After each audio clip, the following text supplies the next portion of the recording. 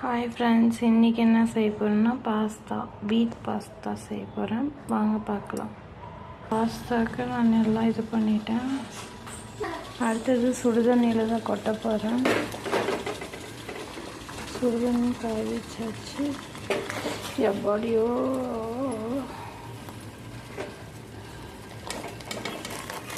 ஆஹா,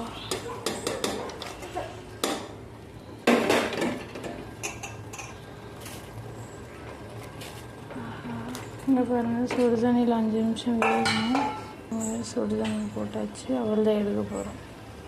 இங்கே பாருங்கள் ஃப்ரெண்ட்ஸ், வெந்து எடுத்து வச்சாச்சு. ஆனால் பாஸ்தா சேஃப் வரல தான், ஏதோ எனக்கு தெரிஞ்ச மாதிரி பண்ணியிருக்கேன். அடுத்தது வெங்காயம் தாளிக்கிறதுக்கு ரெடி பண்ணலாம்.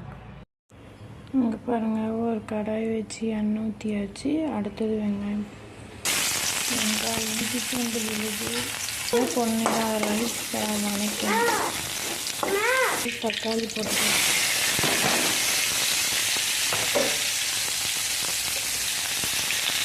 அரை ஸ்பூன் கரம் மசாலா, ஸ்பூன் மஞ்சள் தூள், 1 டீஸ்பூன் கொத்தமல்லி தூள், மிளகாய் தூள், உப்பு கொஞ்சம் சேர்த்துக்கணும்.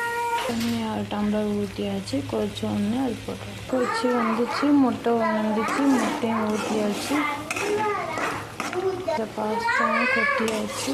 முட்டை டம்ளர் வந்துட்டோம்.